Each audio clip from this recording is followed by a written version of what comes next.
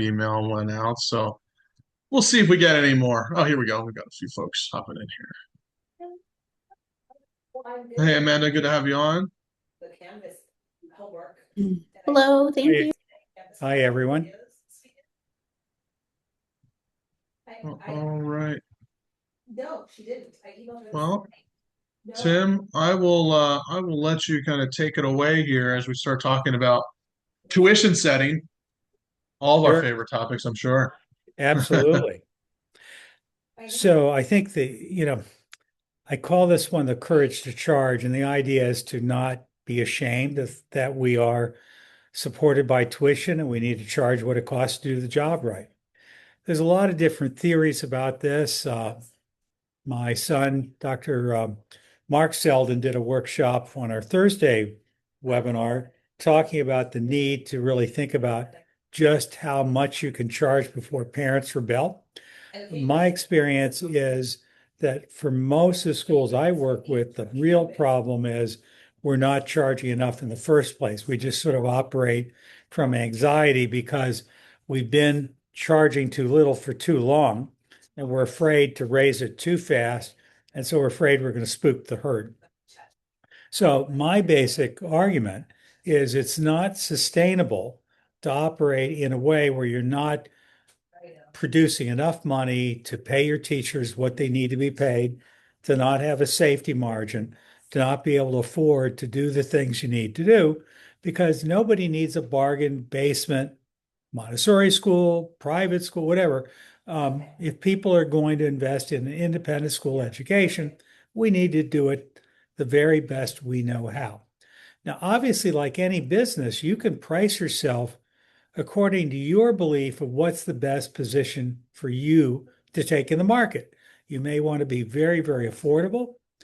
There are schools that I work with that have a sliding scale, and they very deliberately seek out and welcome families of modest income. And those people are paying a small fraction of what the full price of tuition would be. The bottom line of this workshop is to argue not that you need to be expensive for the sake of being expensive. This is not about elitism or snobbery. It's about the thought that a school is nothing but people. It's all about the parents we bring together, the kids we bring together, the staff we bring together. And quite often, the people who work for us, whether you're a Montessori school or something else, are getting paid far too little money compared to what they really ought to get paid to be able to pay their bills. And that's the argument is, in the long haul, you can't keep asking these people to take a vow of poverty. Now, having said that, that doesn't mean that we can give everyone what they want. We can only charge so much before the parents cannot afford us. So we've got to figure out what it is. I would just argue that even if you've been undercharging for years and you're way below what ideally you'd be charging, you need to figure out ideally what would you charge to do the job right. And then once you figure that out, we have to figure out what can you do to get from where you are today to where you sense you really ought to be. Okay? Before I go any further, let me see Clint or Matt or anyone else who's online. Do you have anything that you want to ask or say before we get started? Okay. Then I'll just take us through this. And why isn't my it's sharing, but it's not changing. So I'm going to stop sharing for a minute and figure out what the devil is going on here. Anybody is interested in like a Montessori teacher interested in like a traditional like a 9 to 3, 9 to 2. Yay.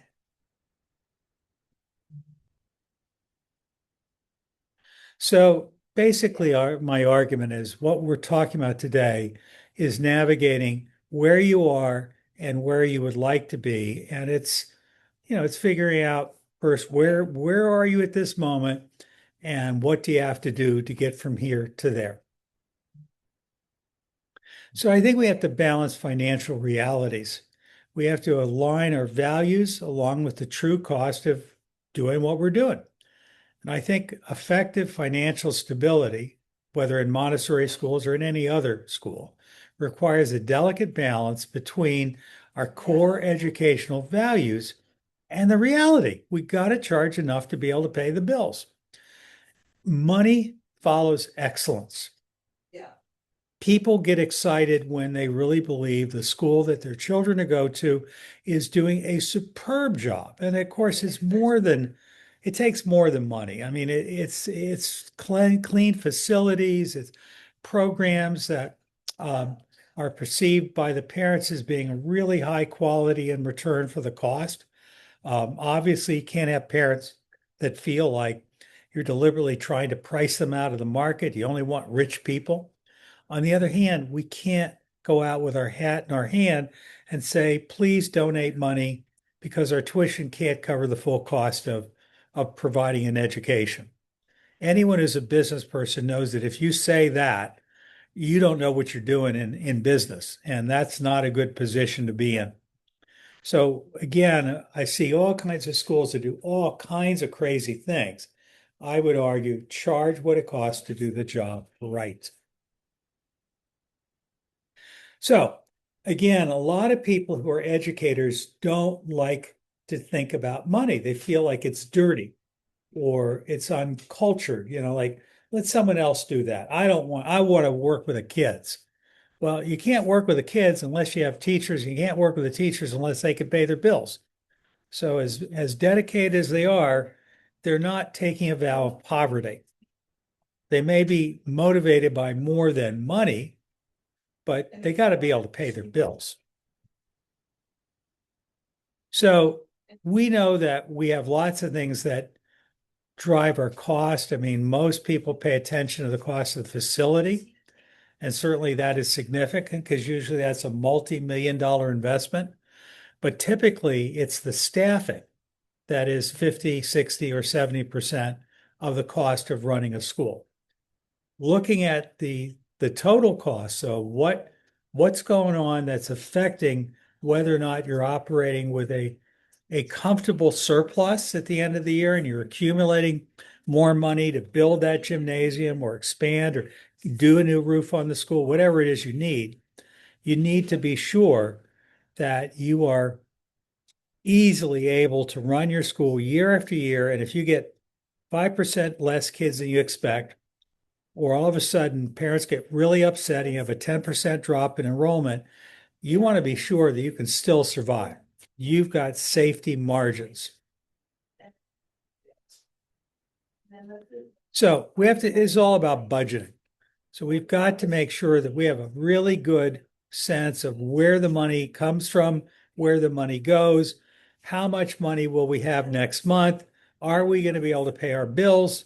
Because otherwise we're just flying blind.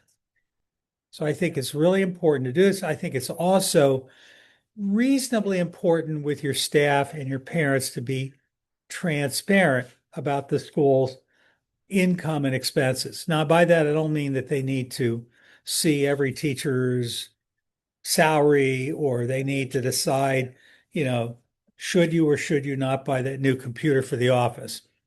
I do think that we need to be reasonably transparent because every parent wants to know where the heck does all that money I pay you go to? So the more you're able to communicate, this is what we're doing, the better. And people are not looking for you to sit there with your hat in hand and plead poverty. They're assuming that you're smart and that as a smart business, you're able to pay your bills on time based on the tuition you're charging your families. If they think you can't do that, then they worry about what makes you qualified to educate their children. Any thoughts on that? Clint, what's your experience with what I just said? You know, thank you, Tim, for sharing this because we are a private school, and I often wonder, how much can we share? I know that not-for-profit schools publish their annual budgets and things like that, or annual report. Um, so thank you for bringing this point. And I was in fact thinking of asking this question. What should I don't think that being for-profit or being nonprofit changes things very much. I think you shouldn't apologize. Just saying, we're expensive and we know you're making a major investment to be here, and we appreciate you for doing that. And our goal is to create quality. And, most of the money that comes in is going to pay the salaries of the people of our school, because that's who we're investing in. The next biggest investment is the facilities. And then beyond that, it's the heating and the electricity and the insurance and all the other things that are involved with actually running a school. And our goal, just like a good family, is to be good stewards of the money that comes into our school. Our goal is to make sure that we always have enough money to pay the bills, that we have money to cover unexpected costs, because unexpected costs happen. I'm sitting in one of my favorite schools out in Oakland, California, and just this week they discovered what, Sandy, was it $45,000 of unexpected expenses? Something totally unexpected. It happens. So whether it's you need new security cameras replaced, or your fire alarm system has gone out and the insurance company says you have to replace it, boiler goes out, the roof is leaking, you've got to have money to cover unexpected expenses.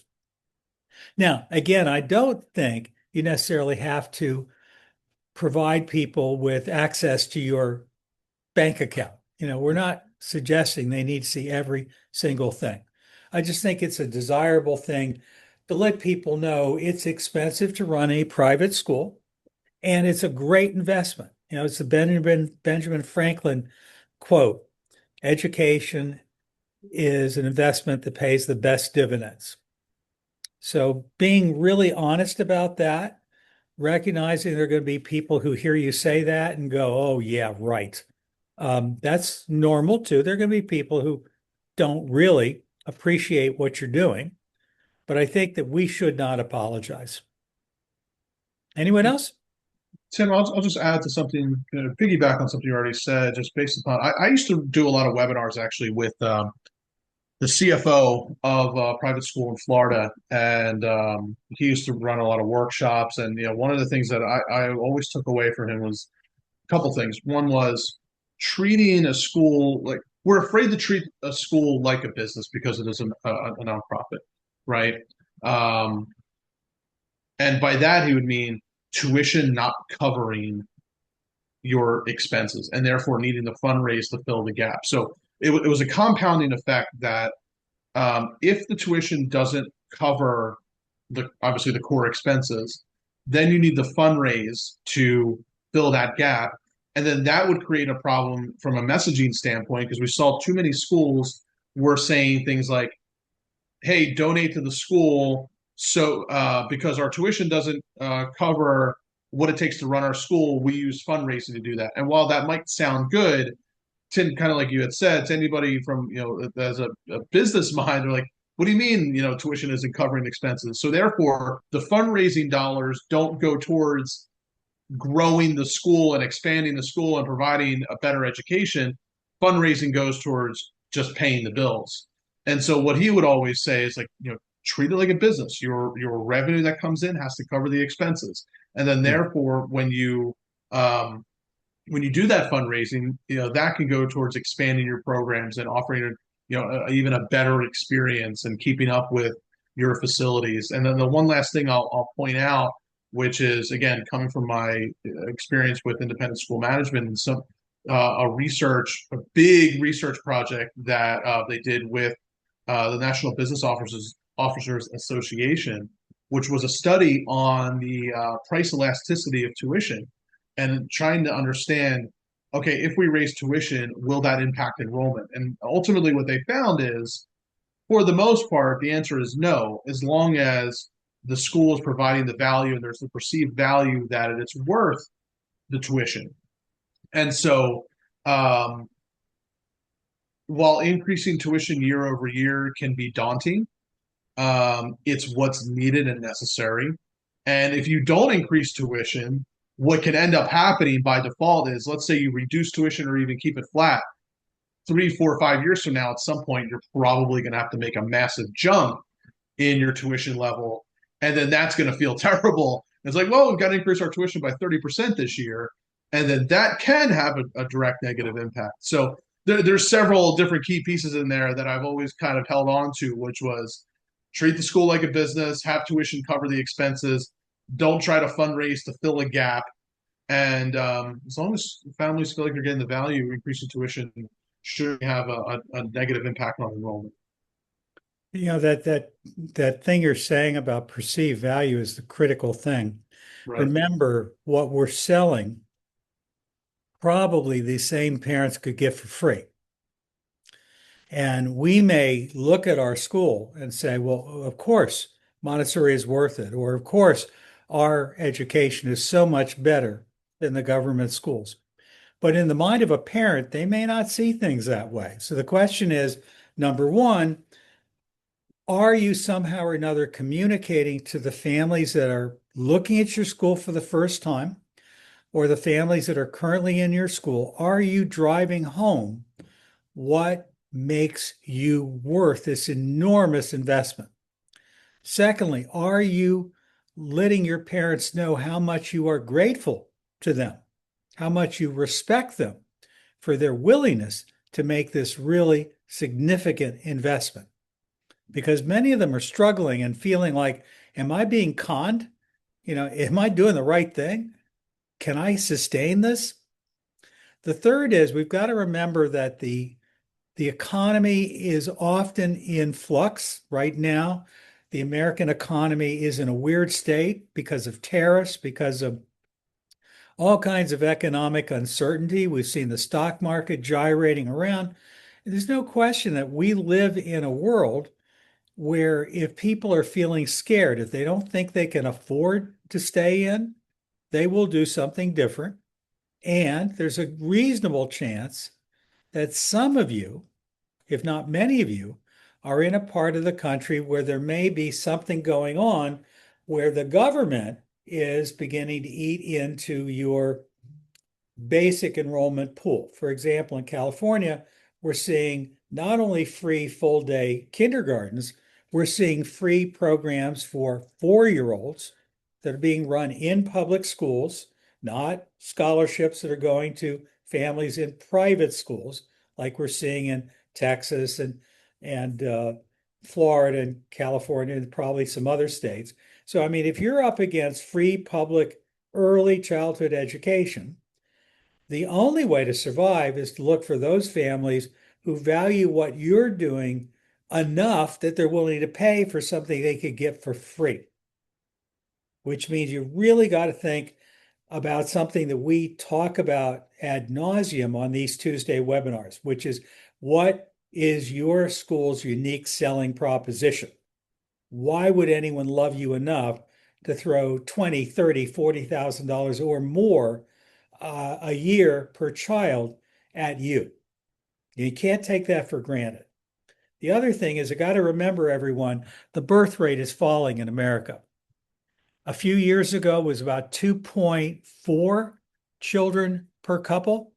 And today it's about 1.6, which means that every generation, our number of new children is getting smaller compared to what it used to be. The number of children under age 18 is shrinking. And this is affecting public schools and private schools of every single sort. Those schools will survive that figure out how to crack this code. It's a mystery. And that's really why we're doing this as a foundation. We reach out to you and all the people who watch these recordings later in hope that we may help you to think through, well, what do I do in my school? And I know many of you are doing very, very well.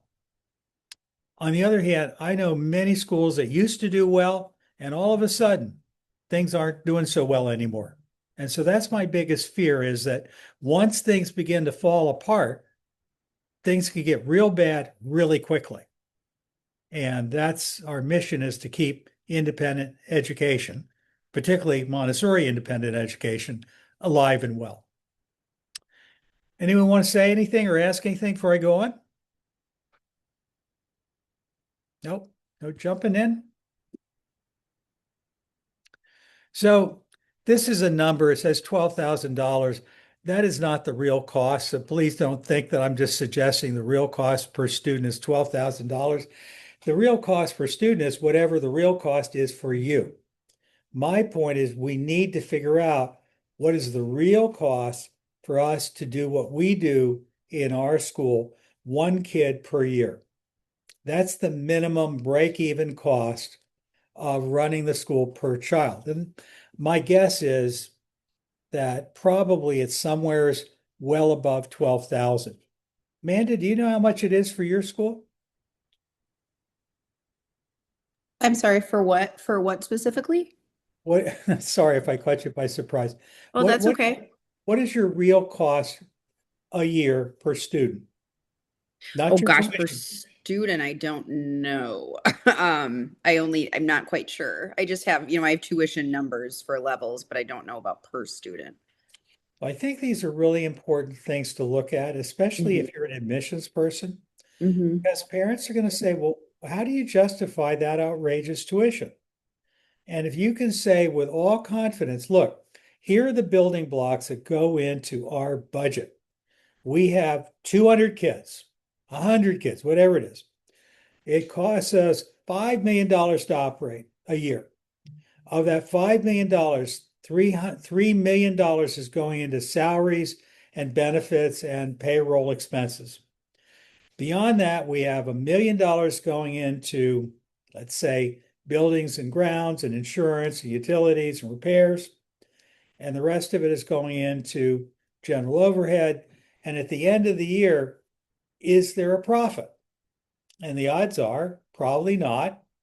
And whether there's a profit or not, I would call that profit our, shall we say, our sinking fund, our emergency fund, because a normal principle of business, let's say you own an apartment building, is again, if let's say you have 1,000 apartments in an apartment building, you need to have an allowance for vacancy.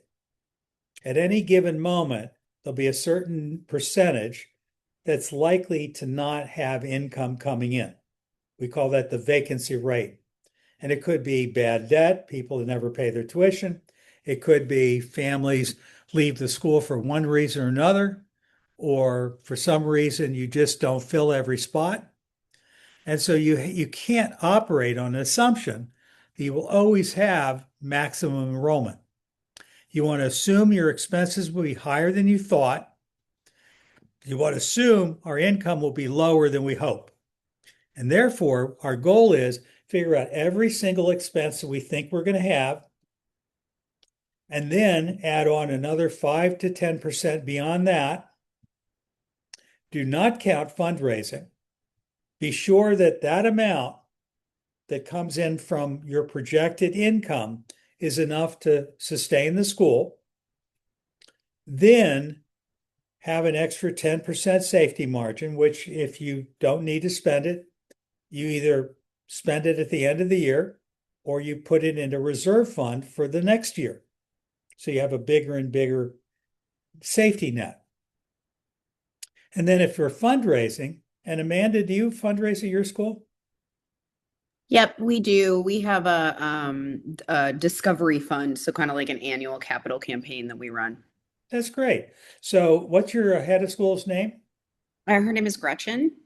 So I imagine it's Gretchen in front of her desk, right? She's sitting behind her desk. Yeah. Imagine on the desk there's about 50 cans of Play-Doh Yeah. with the things out, and it's all stacked up, and she's sitting there smiling, and we say, let's get Gretchen all the Play-Doh that she needs to do the really cool stuff for our kids. So we definitely fundraise, or we're fundraising for the new indoor swimming pool or the new roof on the gymnasium or something like that. There's always something above and beyond the operating costs of the school.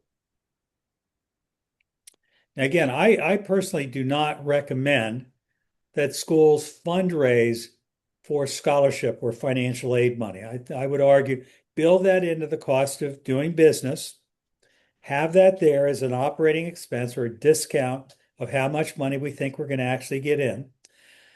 So that what we don't want is parents who are conservative arguing, I shouldn't have to pay so that some other family gets a discounted ride. That doesn't mean I don't think we should do it. It's just I don't think we ought to throw it in their face. Some people really don't like it. On the other hand, if you really believe in it, you simply say to people, our values are that we all pay as much as we can. And so that our kids experience diversity, we consciously invest in families that otherwise wouldn't be able to come to our school so that we have a wide range of kids to be our community. And we don't apologize for that. If you don't like it, don't come. Again, I think, one of the messages of this whole thing, and one of the reasons, Clint, that I work with you is I believe powerfully that schools cannot rely on word of mouth. You can only do so much in social media marketing and word of mouth and guerrilla marketing. You need to invest in beautiful ads and brochures, and you need to do everything you can to make sure that great families know you're there, understand what makes you valuable, and not just the family that is looking for a new school for the first time. We need to be reselling the families that are part of your school right now. They need to be sold again and again and again, or they'll drift away.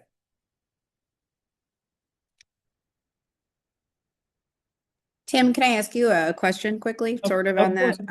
Actually, maybe this is it. Maybe you're going to talk about it. Our board is really keen on getting us into as opposed to financial aid, terming it more individualized tuition, which maybe is what you're going to talk about maybe that's what sliding scale means. Yeah, I will tell you, I really recommend against it because what happens is sliding scale only works if you can pay the bills. For it to pay the bills, you have to have plenty of people who can afford to pay full tuition. If you've got enough people and you want to publicize, this is our discounted rate. If you only earn this much money, this is what your tuition will be. That's fine. But what really happens in the real world typically is in a given year, you have so much money that you need to operate. You look at how much has been contracted to in tuition. You look at all the people that are looking for financial aid. You figure out how much can we afford to give away. And instead of a contract, which is what a tiered tuition would do, sliding scale means if you've got 100 people that apply to you who need really serious financial aid, that's all you're going to get. So my advice would be use standard financial aid, use a good software, make it as easy for people to apply so they don't feel ashamed. Because we really want people to feel honored. If they're financial aid people, they're not less than. But we only have so much we can give away. So again, the traditional model is a fixed rate for every single child. Tiered model is various models based on their income. I personally like, again, charging a high price and having a good financial aid program with really good financial aid application software. And Clint, aren't you working on a new affordable software solution?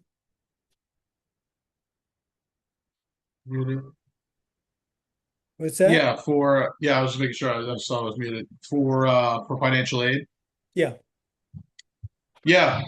I mean, it's just about it hasn't been released yet, but it's pretty much done. It's been tested, and yeah, we're excited to launch a financial aid model that utilizes AI, and that's going to be free for the schools. So schools will have there'll be no cost to set it up, and will hopefully make life a whole lot easier in terms of awarding, not feeling like you're over awarding, but you're also being really fair and especially I come from the world of financial aid where 2016, 2017, I spent 2 years, in financial aid software and helping schools develop policies. And I know how difficult it can be to do the awarding, especially for those pesky business owners who, say they make negative $10,000 and, It's obviously not the case. So being able to award fairly and not take up so much of your time, that was our big goal. So anyway, yeah, I'm excited to release that, and now with AI, that's gonna be a real nice sidekick for your team when awarding financial aid. Yeah, I think that's important because, again, there are a number of different vendors that offer financial aid software. From ISM has what, FAST or FAX? I Yeah, think it's there FAST. is fast with ISM. There's facts with facts and clarity, and yeah, there's a bunch of them out there. Yeah, we use fast. The bottom line is Yeah, a that's lot of I the worked in that department software, for years. a lot of the software really kicks your cost of operating up to the roof, and it's not very user friendly for the parent or the administration. So again, we mention it because I think this is one of those things where we want to find the most affordable solution and the easiest to use, and the one that does not set your school up for trouble. I mean, ideally, you don't want it over promising to parents that they're going to get more than you can afford to give them. So you need to have a really good software solution, and they all will do what needs to be done, but some are more expensive and more difficult than others. And FAST is one of the ones that's historically been pretty expensive and pretty complicated, but it does its job. So I got no beef if someone's using it. But I'm hoping, Clint, that what you're doing will be more user friendly and much cheaper. Amanda, do you have any other questions about this whole issue of tuition models? No, I don't think so. You actually explained it pretty well. I will offer another thought. I don't know that I have a slide about this, but I personally am one of those people that believes that we do not want to negatively incentivize people to leave us. So, for example, in a lot of schools, the older your child gets, the more expensive the school is. And since you're going to need to increase tuition every year anyway with inflation, I personally would rather see you have one flat fee across the board. And the only thing you do is adjust for inflation. And the exception might be an infant program or a toddler program, which might actually be more expensive. But for example, one of the problems a lot of schools have is there's some age level where it's a natural attrition point. For Montessori schools, it's often age 4 or 5. It could be age 6, going to first grade. It could be age 5th grade when they're thinking about going to middle school. Whenever it is, you don't want tuition to rise up sharply enough that the tuition becomes another excuse for them to leave you to go somewhere else. I know some schools historically that said we charge X dollars a year, and after you've been here for, let's say, 10 years, your last 2 years are free. I've certainly seen some Montessori schools where the kindergarten year is free. And it's not really free. You paid for it. You just paid for it in a higher tuition in the other years. So whatever we do, I do like to, you really have to agonize with, are you going to charge extra for after school soccer? Are you going to charge for lunch? Are you going to charge for transportation? Are you going to charge for uniforms and book fees? All these things they can be pros and cons. I personally, I want to make my tuition as simple as possible because it's an aggravation point. And a lot of parochial schools, for example, will look like their tuition is really cheap. Everyone else might be charging 25,000 a year, and Our Lady of Perpetual Sorrows might be charging 10, 12. But when you're actually there, they hit you up for, an athletic fee and a material fee and a book fee and a lunch fee and an enrollment fee, and it goes on and on and on. And it's not that it's necessarily as expensive as other schools, but it's pretty obvious that the real cost is a lot higher than tuition alone. So I like building these things in. Anyone have any questions about tuition pricing models? Yeah, I don't have a question, Tim, but I agree with you that tiered model somehow seems to appeal to parents. I like the thought about building tuition where you can offer some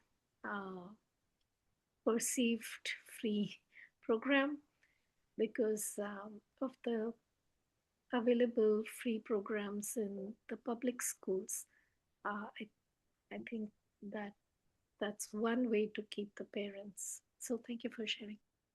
Well, I think what you're saying is in a situation where you do charge additional fees, can that work? Am I hearing you correctly?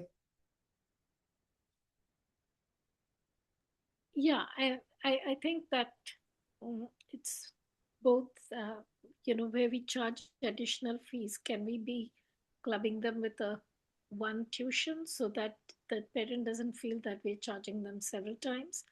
Or do we say, if you come for 2 years, the third year is free? Whatever. I think that those models are good to think about as we set tuition. Yeah, absolutely. Again, you can argue either side of these things. You can argue that if the sticker shock, like what's it cost to go to Aardvark Montessori School? And if the cost is, $45,000, parents may really, really say, I'm sorry, I'm not even looking any further. On the other hand, if you have a lower tuition and you have fees, it may be that you're hiding some of the real costs they're gonna have to pay. And I find that annoys many parents. So you just have to figure out what do you believe is the best choice for you. That includes, do you list the tuition on your website? Or do you say, if you want to know about tuition, let's talk? There's no wrong answer. Um, I think certainly a lot of times what I always did is I said, don't let tuition scare you off. This is what our normal tuition is, but you don't have to be wealthy to send a child to our school. Let's talk, let's figure out what can we do so that you can afford to make the investment to send your child to our school. No wrong answer. So again, it's all about the value proposition. Why should someone spend that kind of money to send a child to your school when they could go to public school for free?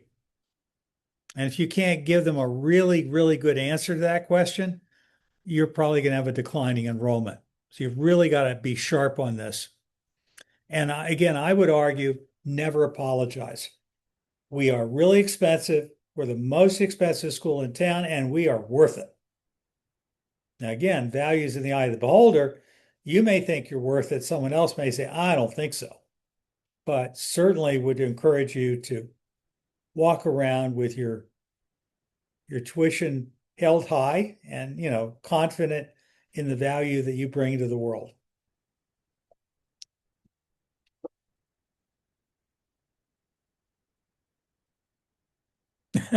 Placeholder date. I didn't realize it was still there.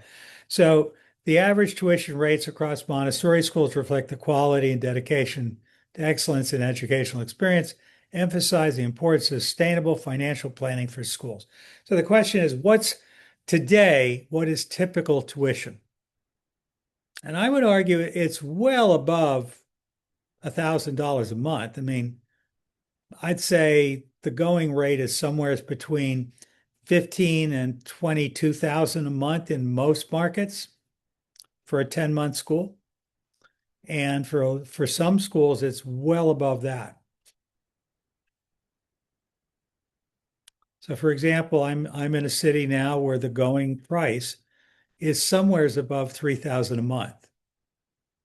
I remember when my son Mark wanted to send my granddaughter to his alma mater, the Barry School, and he went there and he realized he couldn't possibly afford it. It was like 3 or 4 times the cost of sending a child to kindergarten. Now, he did end up going to Montessori, but he found a Montessori school that was less expensive. So there's no question. There reaches a point where a family can't afford to come to our school, whether our school is Montessori or play-based or Reggio Emilia or whatever. And it could be that people can typically afford to send one child, but they can't afford to do 2, or they can't afford to do 3 or 4. So you just got to figure out what's happening in your world and don't be spooked by an individual family, which might be the only family in the whole school that's got triplets where they can't possibly stay. In other words, don't change your tuition based on the experience of one family. So we want to take financial leadership. We do this by building a financial team, which normally includes the head of school, and this person is ensuring that what the school is doing is consistent with the school's values.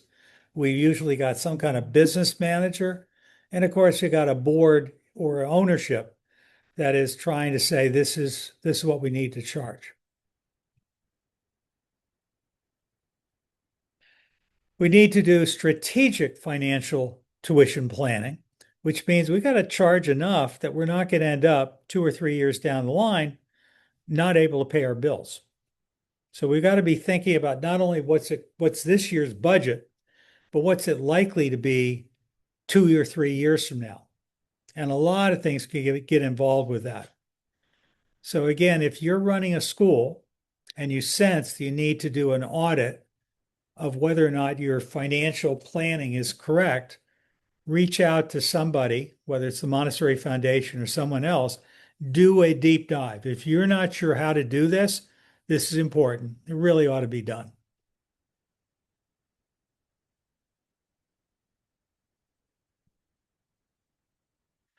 So again, we're getting across the idea that, we may be offering early childhood education and it's worth it. That investing in a very young child is a great investment. We want to invest in our facilities, the classrooms and the buildings and the grounds.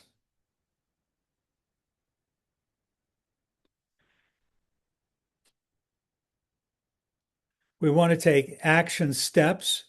For example, we want to really look at how healthy is our school. And we don't want to wait until we're in a disaster. We want to take proactive measures to be sure we know what's going on for us and that we've thought everything through so there's no hidden surprises. And that includes building a strong financial team, which should probably be your CPA and your business manager and so forth. So we want to build a financial model, creating clarity so that everyone knows what's going on in our school. We want a cash flow budget. We want a master budget for the school income and expenses for the year. We want to be tracking what's happening with our enrollment, not just how many kids are there now, but how many of them are 2-year-olds and 3-year-olds and 4-year-olds and 5-year-olds and 6-year-olds. Want to look at what percentage of them normally does not return every year, so that if this year starts to look like an anomaly and your return rate is low, you got a problem as soon as possible. Doesn't mean you're going to sleep any better at night, but you don't want to wait until May to suddenly realize, oh my God, this is not working the way we thought it was going to work. And we want to have a sustainable path forward. And that's the idea of, for your school to be sustainable, you have to have enough enrollment demand that year after year, you're going to be able to meet your budget. You need to have a budget that is carefully thought through so that you're sure that if we can hit this enrollment number, we should be okay financially. And we want a safety margin.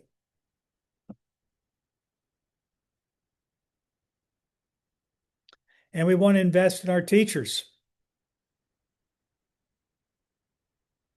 We want to invest in creating a strong community of students and parents and teachers, because happy parents, happy school. If the parents don't see the value, then frankly, sooner or later, you're going to start getting in trouble.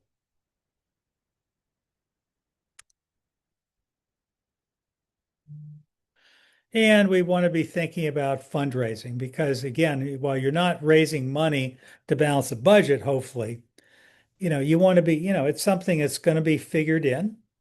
You can't count on that because fundraising money may or may not come. You want to be very transparent with the people of your school. What did you do with the money that was raised? If you don't, they're going to punish you. So again, it's really good if you're doing an annual fund and you're buying, I don't know, whatever, sports equipment. People need to know this is where the money went, and they need to see pictures of it. They need to see evidence that you're not lying to them, that the equipment really was bought and it was them that made it possible.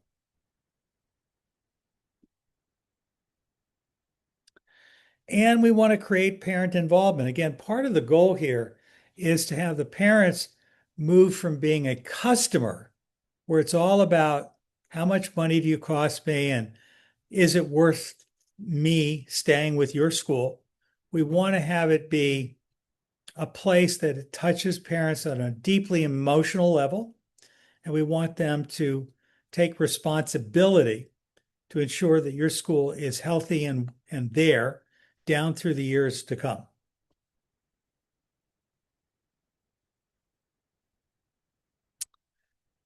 And again, you want to go out and look for organizations that can help you. And certainly the Montessori Foundation does this kind of thing. You want to get really good software to help you get the job done, like QuickBooks or however you do it.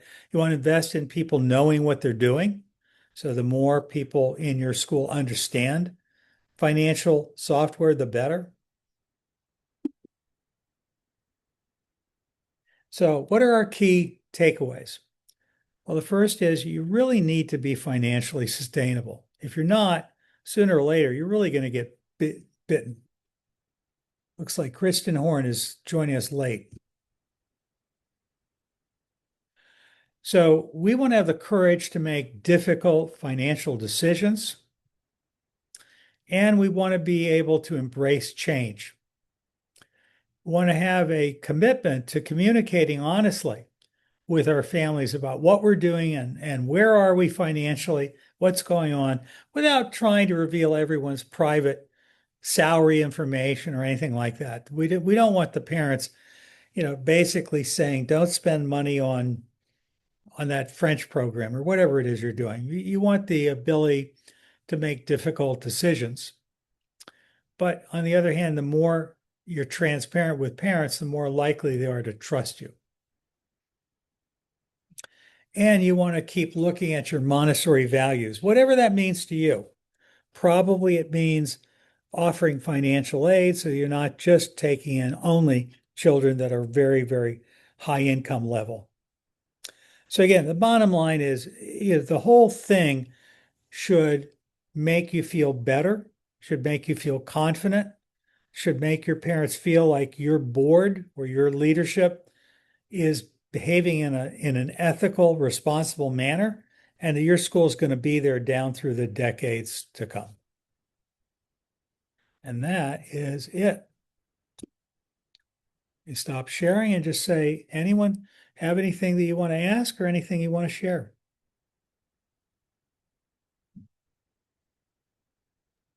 Hi, Rupali. Thank you. Yeah, you're welcome, dear. I just want to thank you, Tim, for this webinar because financial well-being is such a big part, and also it's so hard to manage that aspect. But when running the school, um, you know, for me as a Montessori educator who then started a school, curriculum comes easier than finances. So this is very helpful. Thank you. Great. Anyone else? Well, hearing no one else here, I would say that we may have covered the topic for this week. Clint, anything you want to add as we wrap up? No, that was great. And yeah, next week, got on topic for next week. Hold on, let me pull that up.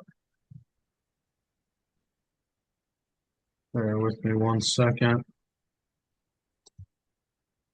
Next week, we're talking summer camps next week. There you go. So thinking about adding revenue to the school, summer camps is a great way to do it. Yeah, if you're not running a year-round school, summer camps are really important. You do not want to be sitting there with 20 kids on campus out of the 300 that you have during the school year. So let's figure out a way to keep those Yeah. classrooms filled and keep that income coming in. And remember, just because you're tired and your teachers are tired doesn't mean that the school can't run a year-round program. Everyone needs a vacation. That's okay.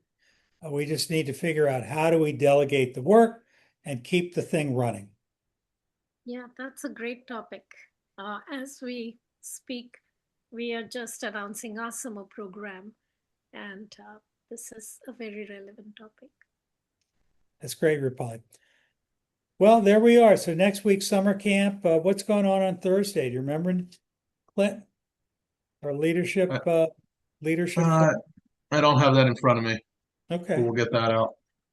Well, I look forward to seeing you all on Thursday. I know Dr. Lindsay Pollock has a great speaker. I just don't remember what the topic is this week. Last week was Dr. Rianne Eisler. Hopefully everyone saw her and got the recording. And if not, just reach out and we'll get it to you. So we'll see you next week. We'll see you on Thursday. Take care, everybody. Bye. Bye.